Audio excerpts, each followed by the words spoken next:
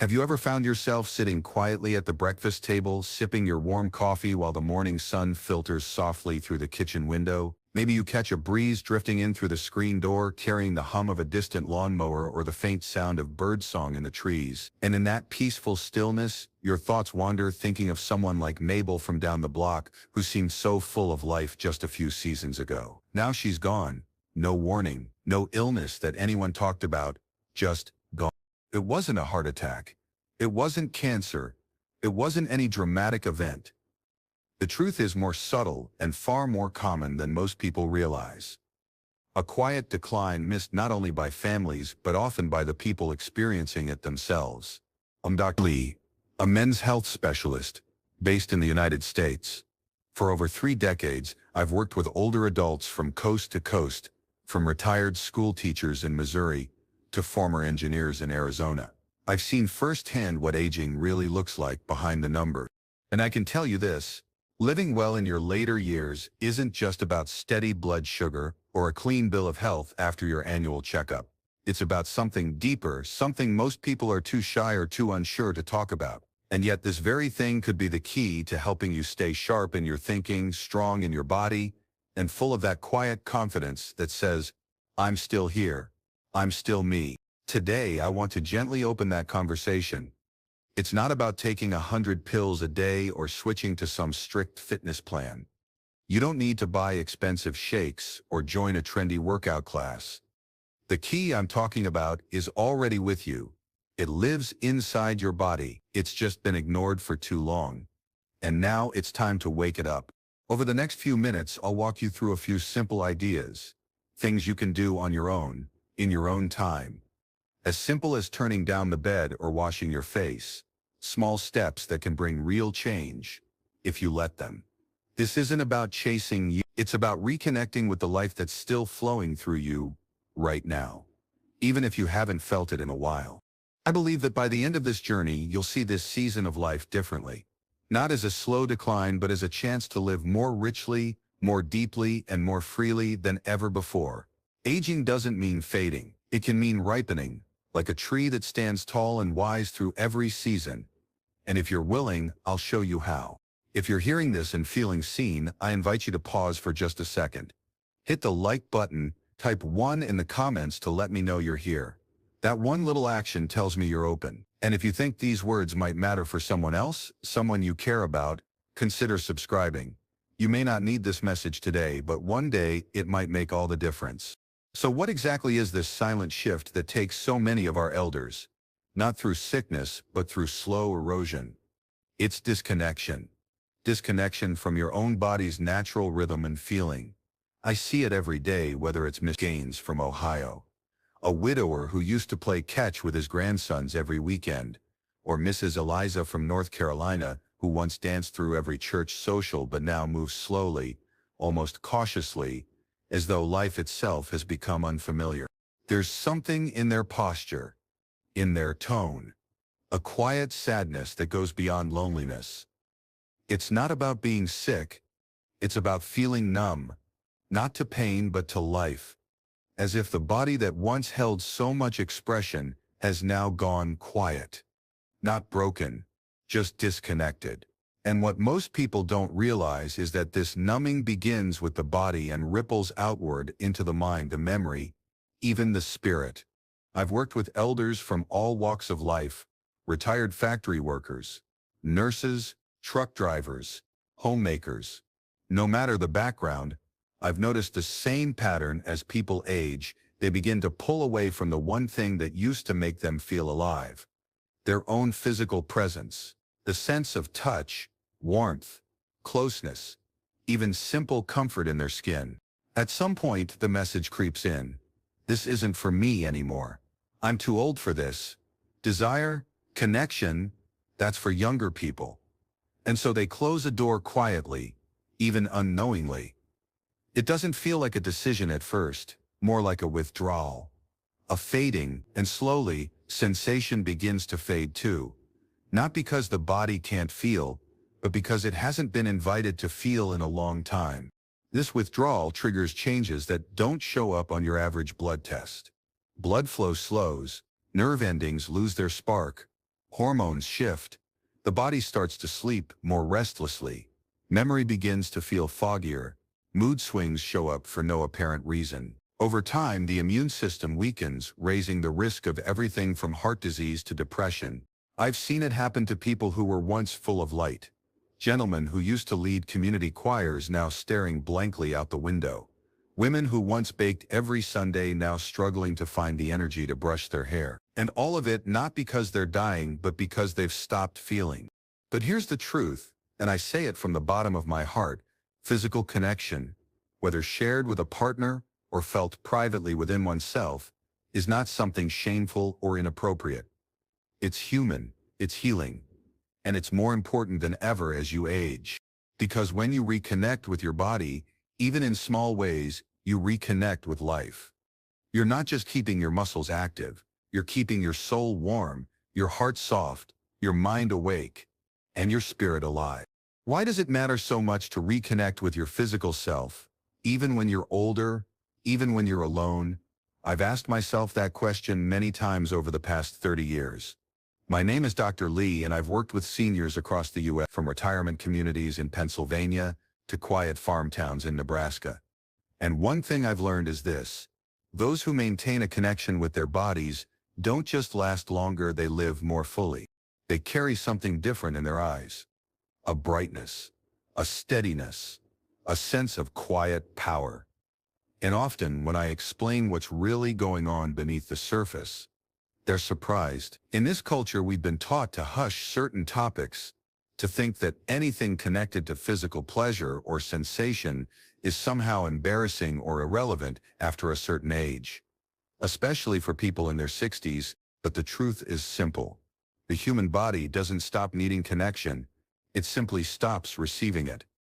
Blood vessels tighten, hormone levels shift, nerve endings lose some of their sensitivity, and yes, this can affect everything from your joints to your memory. But here's what few people realize: when we gently reawaken that physical connection, even in small, private ways, the body starts to come back to life.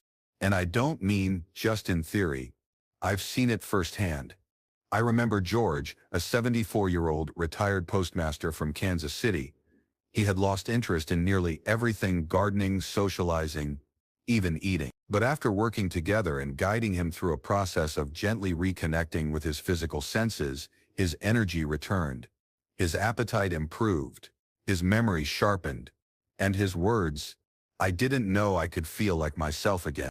And the science backs it up. Gentle physical stimulation, whether shared or practiced alone, can improve circulation.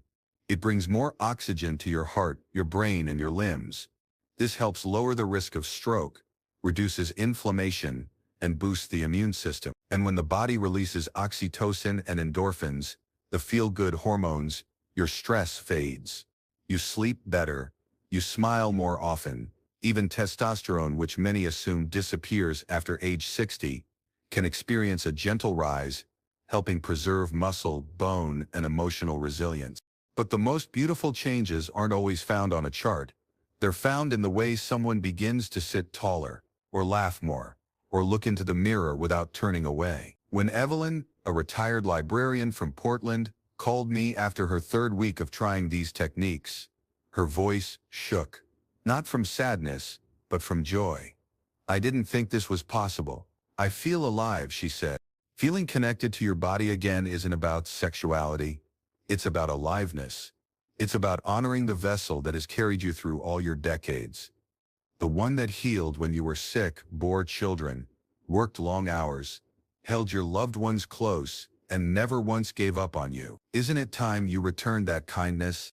Because when someone begins to reconnect with their physical presence, even in the quiet privacy of their own home, other changes naturally follow. They take more care in what they eat. They go for short walks again. They call their friends. They water their houseplant. They light a candle for no reason at all except to enjoy its glow. It's not about doing more, it's about feeling more. Many of my older patients have said to me, sometimes with hesitation, "Isn't it too late, Dr. Lee? I'm already in my 70s." And I always smile and tell them gently, it's never too late to come back to yourself. That is not just my belief, It is my experience over and over again. Healing begins not with a prescription, but with permission. Permission to feel again. Permission to care. Permission to honor your body not for how it looks, but for all it still holds. Dignity, memory, warmth, hope. Too many people carry quiet burdens into their older years, unspoken myths and internal blocks that slowly chip away at their vitality. And most don't even know it's happening.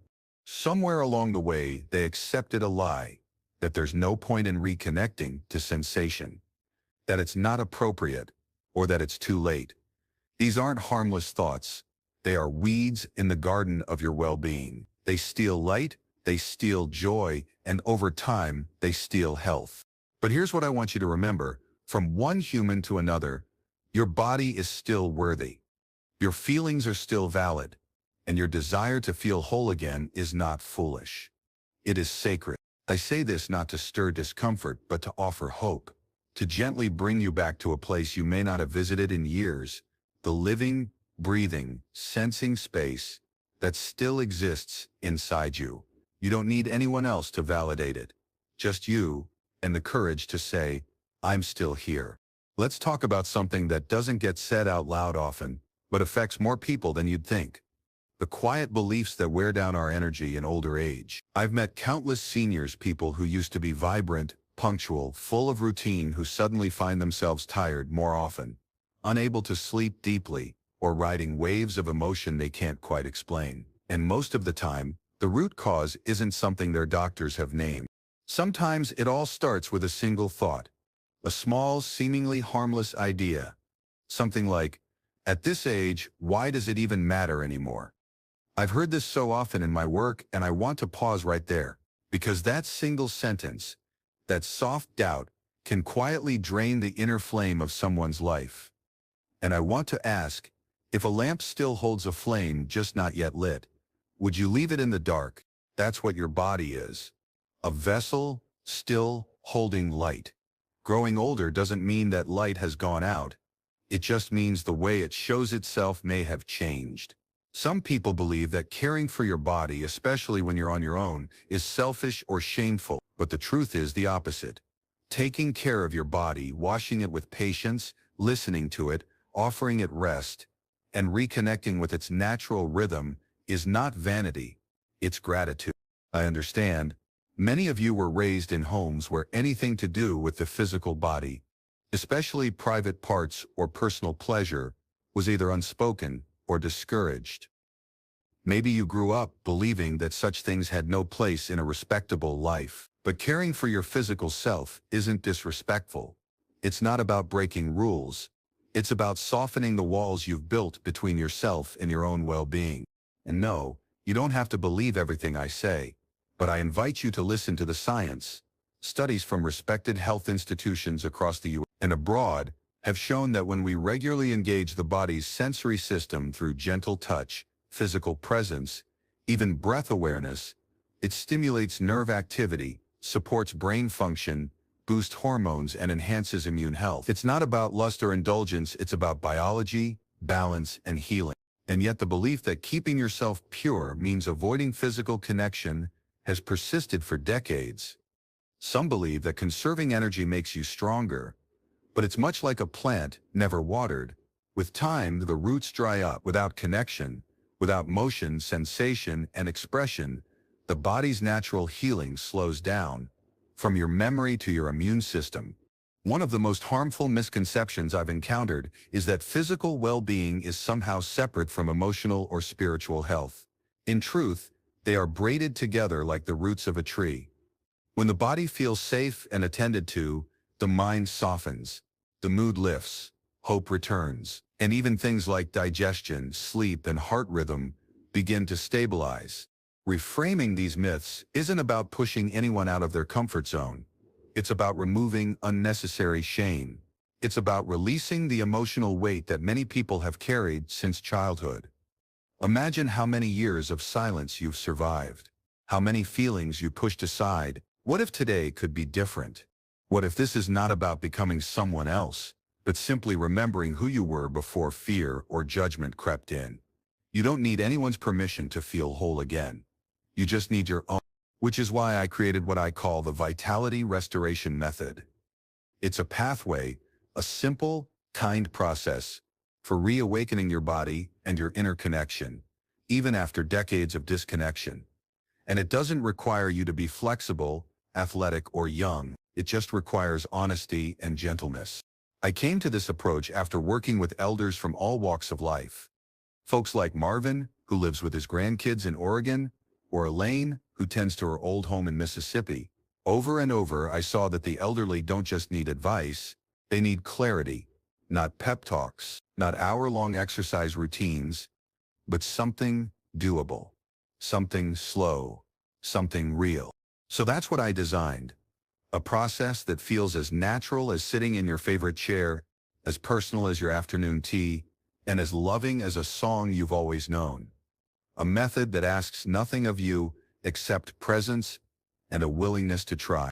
It starts with space. Choose one. A small part of your home, a room with sunlight, or a quiet corner where you often rest.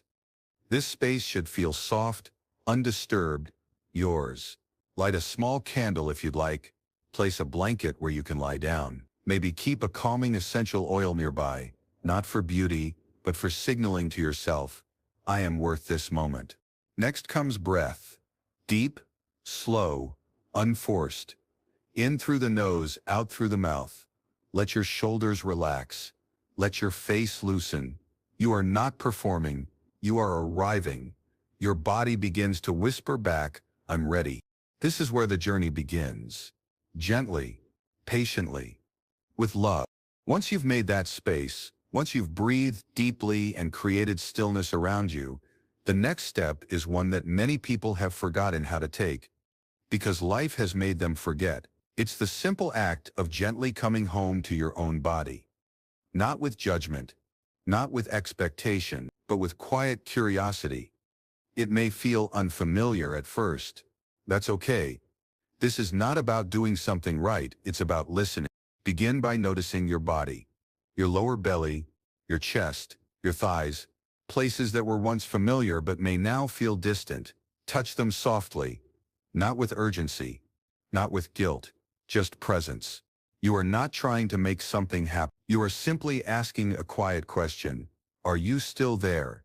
And often your body will answer, not in words but in warmth, in breath, in a feeling you thought had vanished. If a sensation stirs, let it. Don't rush it. Don't push. Let it move like a stream, finding its path again, slow, winding, natural. Just stay with it. If it rises, welcome it. If it quiets, that's fine too. The purpose is not performance. It's presence. This is your private space, your sacred time. No one else is watching. You are not proving anything. You are remembering. When the moment comes to a natural pause, don't leap up. Stay. Place a hand over your chest. Feel your heartbeat. This body, your body, has carried you through so much. Illness, loss, laughter, change. And yet here it is, still alive, still listening. Whisper a thank you, not for doing, but for simply being. This is the root of healing. Not in loud breakthroughs, but in soft acceptance. When you begin to honor your body like this, you'll notice other things start to shift. Sleep becomes deeper. Mornings feel lighter. That cloud of tiredness starts to lift. And even your memory can feel clearer, like someone gently wiped the fog off the glass. Many people I've guided through this journey have shared how surprised they were by what returned, not just sensation, but a sense of themselves. I thought that part of me was gone. One man told me from his home in Minnesota, but it was just waiting. And that's exactly it. The body waits. The soul waits. And when you come back, they rejoice. But the journey isn't always smooth. I always remind my patients, especially those just beginning, this isn't a staircase, it's a path through the woods. Sometimes flat, sometimes muddy, sometimes breathtakingly beautiful. And if you know there will be turns, you stop fearing them. The first challenge for many people is expectation. I've heard things like, if I do everything right, maybe I'll feel young again. But your goal isn't youth, it's depth. You're not trying to turn back the clock. You're trying to meet yourself as you are now with honesty and grace. One warm moment is enough. One calm breath is a success. One evening of peace is a triumph. Another common block is routine. Many seniors only care for themselves when someone reminds them, when a doctor insists, or when symptoms appear. But your body is like a houseplant. If you only water it when it's wilted, it can't bloom. Instead, choose regular moments in your week, maybe Wednesday after lunch, or Sunday evening before bed. Not as a task, but as a gift to yourself. Some people wrestle with the pressure to feel something big each time. They think, if I don't cry or feel something intense, maybe it's not working. But intensity isn't the goal. Connection is. Even a moment of stillness, even a single second where you feel peace, is more powerful than you realize. That's how rivers start, one drop at a time. And perhaps the hardest doubt is the quiet voice inside that whispers, "What's the point?" To that I offer this. The point is you. The point is your right to be here, not just surviving, but sensing. The point is dignity. The point is love. Not romantic love, but self-love. Soulful, sustaining, deeply human care. Every time you move past a hesitation, you're planting seeds of resilience. You're telling yourself, I still matter. You're training your nervous system to trust again. You're teaching your spirit how to rest, how to awaken, how to live, not just longer, but more deeply. As we come to the final steps of this journey, I want to offer you something simple, something soft and true, like a note from an old friend. Your body, your health, your capacity to feel joy, they haven't disappeared with age. They've only grown quieter, waiting for you to return. Just because something isn't loud doesn't mean it's gone. This isn't about reclaiming youth. It's about honoring the life that's still flowing within you now. That quiet warmth in your chest when you breathe deeply, that's aliveness. That's proof that your story is still unfolding. You don't need anyone's permission to feel good in your own skin. You just need your own courage to begin again. I think about Walter, a 72-year-old former science teacher in Wisconsin. We met during a phone consultation one autumn. He'd recently lost his wife and said his world felt gray. But 3 months later, after embracing this gentle process, he wrote me a short email with just one sentence. I found color again, and I knew what he meant. The change wasn't in his surroundings. It was inside him. The reconnection had returned his sense of life. Or Anita, a 68-year-old retired nurse from Georgia, who told me, I used to think pleasure belonged only to the young. But I've never felt this comfortable in my own skin before. That's what this path is about.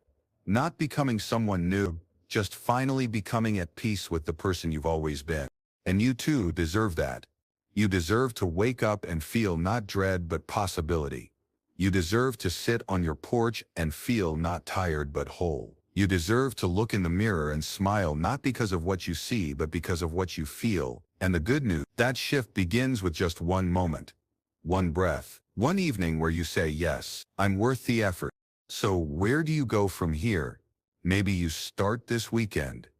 Maybe tonight. Maybe next Wednesday after the news goes off and the house grows quiet.